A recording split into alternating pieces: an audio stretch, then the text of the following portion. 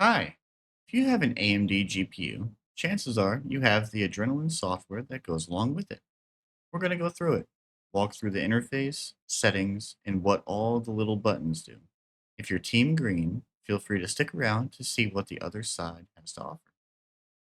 Okay, so you have your GPU installed and updated your drivers. With that, you should have Adrenaline. If you don't have it, simply go to their website, link in the description below, and download the latest version. Once installed and opened, you'll land here. I know there's a lot here, but just stay with me. Anyway, on the Home tab is a general summary of what AMD thinks you want the most. Here, we have this rotating thing where AMD shows features they want to promote. Some of the games you've played here in this middle section, media and capture shortcuts in the bottom left, and most importantly, driver and software where it shows your current version. The Gaming tab will show all the games that AMD detects. From here, you can go into any game by clicking the icon and viewing all the settings specific to that game. The subtab called Graphics shows presets that will be set as default for any game. It also lists all the graphics options available, which we'll get into in a moment. The Advisor subtab you can mostly ignore unless you're feeling curious. Record and Stream hosts all relevant settings and controls to record and stream gameplay. Think of it as a super streamlined OBS experience with vastly limited customization. This is a very this is very similar to the well-known NVIDIA software Shadowplay. Since recording and streaming is very individualized, I won't be diving into the weeds of these settings in this video. If you're interested, leave a comment. The Performance tab is more interesting, where you can toggle a metrics overlay that you can customize to show a ton of information. The really cool part is the Tuning subtab, which is a built-in overclocker. You can choose from a few different auto tuners, which will run a diagnostic test on your system and will suggest changes that you can then apply. The presets are one-click performance profiles for your card. And of course, at the end, you have manual tuning, where you can do all this stuff yourself to squeeze the most FPS you can out of your system, further cementing the fact that it's your team's fault and not you, because you have a good system. Last, we have the Smart Technology tab, which houses the mic noise suppression. It's awful. Please don't use it. Like, holy smokes, it's really bad. So anyway, let's get into the meat and potatoes of the graphics settings. Here is where the fun tweaking begins. I'm going to use the finals as an example here, as it's a modern title that supports all of the latest graphical technology, so it's a one-stop shop for this video's purposes. Here I have the finals loaded up and ready to go, and we're going to take a look at its graphics settings and how it relates to the AMD Adrenaline software and some things that you should be aware of on the lookout for. And I'm going to explain why we're going into a game specific one instead of going straight into the graphics and just start turning stuff on. So the reason why you don't want to go into this graphics tab and just start turning on stuff is because this will apply to every game. To every game that these settings apply to, it will turn them on or off or whatever. So there's a lot of settings here, and not all of them are relevant. So for whatever game that you're playing, I would go to the Games tab and find the game, click it, go into it, and scroll down to the graphics section. Here you can choose a profile if you want. If you don't want to deal with all this stuff, you just want to choose a profile that you know will probably work. Okay, you could do that, or you can go custom and start tweaking a bunch of stuff. Cool thing is that you can't really break it. If you do a bunch of settings and your game starts to run horribly, you forget what you changed because there's so many different options, you can reset it to default. It'll be okay. So with that in mind, tweak to your heart's content, and we're going to go through all these different ones. Starting with the Radeon Super Resolution, which is just FSR. And you can enable it here, uh, but you should look out for the in-game representation of FSR first to see if it supports it. Reason being is that developers, when they implement FSR or DLSS, which is the NVIDIA equivalent. Uh, they take into account UI elements and uh, other things like mini maps that should not be upscaled because it causes issues with UI elements. It makes them look not as crisp and everything. So it's not quite what you want. So if you have an in-game equivalent and you want to use FSR, toggle it in-game and ensure you turn it off here. You don't want to double super resolution stuff, right? Next thing on the agenda is the AMD Fluid Motion Frames 2.1 or whatever version your graphics card has.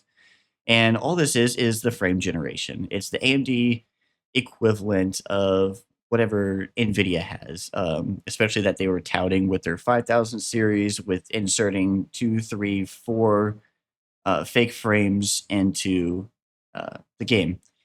AMD, at least with this version here, one, inserts one frame for every real frame. And this typically has looks pretty good, in my opinion. I like it. Um, it gives it a bit more smoothness and a little bit more FPS. Now there are a lot of really great videos out there that go in depth into frame generation. Gamers Nexus has a good video on it. Digital Foundry, a lot of channels have gone over this, and you can check those out if you want some side by side comparisons. But just know if you want to check this out, you can enable it here. Again, if they have it in game, go ahead and enable it in game and then turn this off here. It'll enable it in game, and generally this applies to all settings here. If there's an in-game representation for it, use that over the settings in the Adrenaline software. And then there's some different settings for the frame generation. The search mode, it's just changing how it works, how the frame generation works, the algorithm for it. So there's different settings here, and they give a pretty good explanation for it and what they recommend, which is really nice. I like all these little question bubbles that you can go over. They give a pretty decent explanation for it. Um, so this tells you exactly what to expect, what it does. Performance mode, the same thing. It tells you what happens for auto, performance, and quality.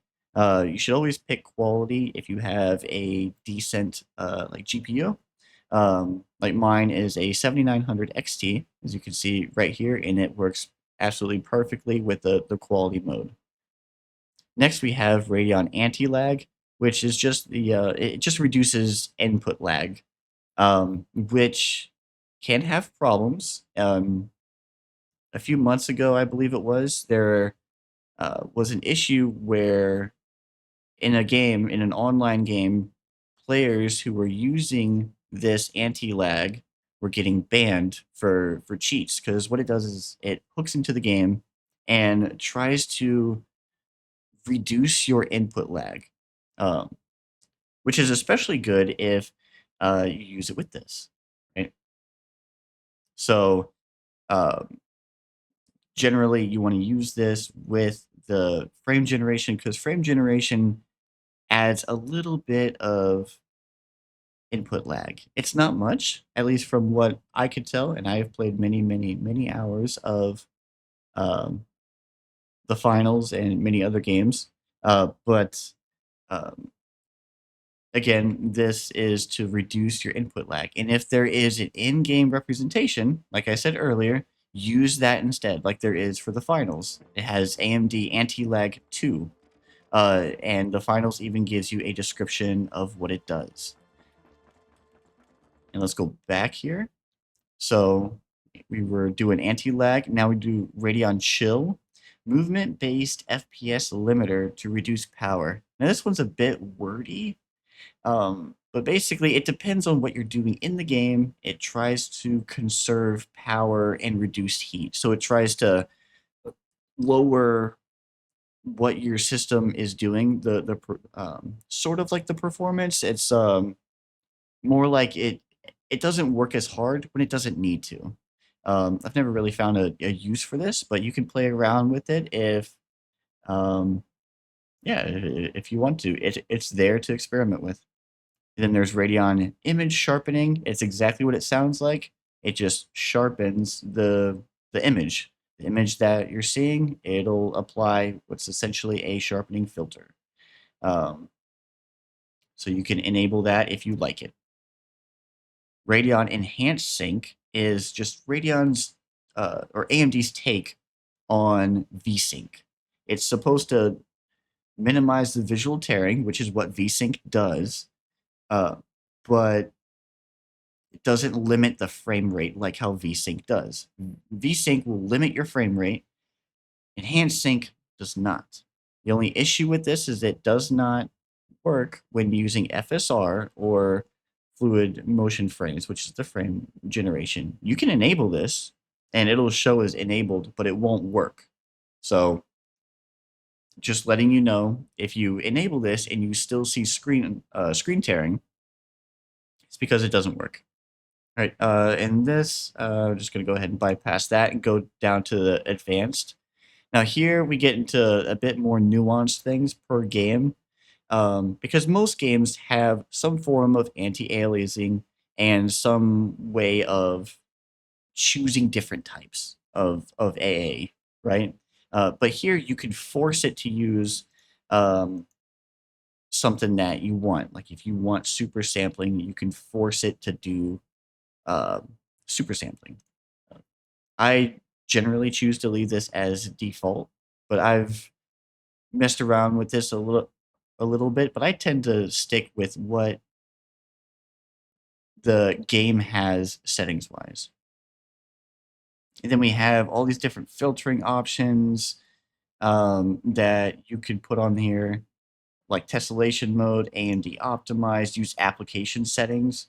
Um, Usually, you don't want to always override application settings. That can lead to some issues.